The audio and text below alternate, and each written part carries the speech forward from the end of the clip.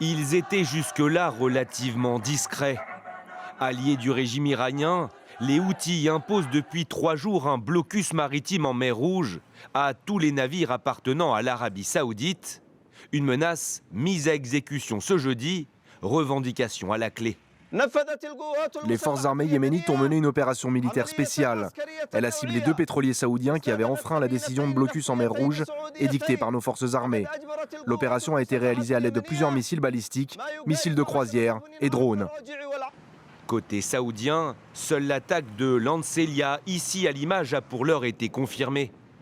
But affiché du proxy pro-iranien, tapé dans le portefeuille de Riyad, l'un des principaux producteurs de pétrole au monde, allié de Washington, en perturbant ses livraisons maritimes d'or noir.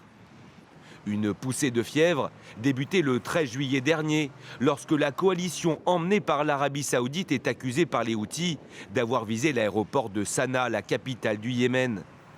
Raison invoquée, empêcher l'atterrissage d'un avion iranien qui transportait une délégation Houthi partie à Téhéran pour les funérailles de l'ancien guide suprême, l'ayatollah Ali Khamenei. C'est alors que les Houthis ripostent en tirant sur l'aéroport d'Abha dans le sud de l'Arabie Saoudite. Ils promettent alors d'aller plus loin, d'où ce blocus maritime déjà très contraignant imposé en mer Rouge. Bruno Darroux, bonjour. Cette question qui se pose aujourd'hui, les Houthis seraient-ils en train de mettre leur menace à exécution, la menace de blocus de la mer Rouge? Pour Marco Rubio, en tout cas, ils sont surtout en train de se faire avoir par les Iraniens, je le cite. Oui, c'est l'expression que le secrétaire d'État américain a employée. Les Iraniens se sont fait avoir. Alors il dit les Houthis ont fait preuve d'intelligence dans l'ensemble. Ils sont restés en dehors de tout ça dans le conflit, mais ils ont l'air de s'être laissés maintenant entraîner en s'en prenant à l'Arabie Saoudite et à ses navires. Réaction donc de Marco Rubio qui, on le voit, cherche à minimiser ce qui est en train de se passer, alors même qu'on est dans une nouvelle phase de tension extrême entre l'Iran et les États-Unis, puisque le président Donald Trump a promis de détruire des infrastructures iraniennes, des ponts ou des centrales électriques, à chaque fois que Téhéran tirerait sur des intérêts américains, notamment dans les pays du Golfe. Et c'est là où c'est sans doute assez malin, parce que là, ce sont les Houthis qui, eux, ne sont pas vraiment concernés, a priori, par les propos de Donald Trump, mais qui sont des affidés de l'Iran, qui sont notamment financés par l'Iran. On peut voir qu'ils occupent donc une grande partie du Yémen, et c'est un conflit où il y a eu une forme de cessez-le-feu, mais où la tension est très grande avec l'Arabie Saoudite. C'est d'ailleurs, comme le rappelait Florent, le prétexte utilisé par les Houthis pour s'en prendre aux navires saoudiens. Voilà, on voit là la zone que contrôlent les Houthis au Yémen. Donc c'est à cause, en fait, officiellement, de ce conflit au Yémen, que les Houthis disent qu'ils s'en prennent désormais aux navires saoudiens en mer Rouge, ce qu'ils ont fait donc il y a quelques heures. Alors 1 ou 2 navires saoudiens, les Houthis disent 2, les Saoudiens reconnaissent qu'il y a eu un navire qui a été pris pour cible. Peu importe, l'idée est là.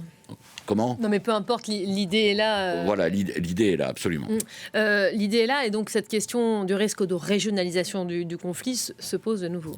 Oui, elle se pose parce que on rappelle évidemment que tout le transit pétrolier par la mer Rouge est très important, et il est devenu encore plus important, évidemment, depuis le blocage du détroit d'Ormuz. En particulier, c'est très important, justement, pour l'Arabie Saoudite. On va le voir sur cette carte, puisque l'Arabie Saoudite, fait transiter son pétrole par l'oléoduc entre Dammam et le port de Yanbu sur la mer Rouge, donc, et c'est donc depuis le port de Yanbu que les porte-conteneurs saoudiens partent, et c'est comme ça que 1 ou 2 d'entre eux ont été attaqués. Donc là, évidemment, il s'agit de frapper l'Arabie Saoudite au portefeuille, mais enfin, au-delà de ça, il y a tous les autres navires qui circulent en mer Rouge. On se souvient qu'il y a quelques mois, il y avait eu des gros problèmes déjà avec les Houthis, et la crainte, bien sûr, c'est que ce soit là il n'est pas indiqué, mais enfin il est là, le détroit de Bab el-Mandeb, dont on parle régulièrement, qui à un moment soit fermé par les Houthis, mais on comprend bien que c'est l'Iran qui est derrière. D'ailleurs, selon nos confrères de Reuters, l'Iran a demandé aux Houthis de se tenir prêts à bloquer Bab el-Mandeb si les États-Unis mettent à exécution leur menace de frapper des centrales électriques ou des ponts en Iran. Donc on voit qu'on est déjà un petit tournant, ça deviendrait un gros tournant si le détroit de Bab el-Mandeb était fermé, parce que le détroit d'Ormuz, qui avait rouvert, est à nouveau quasiment fermé.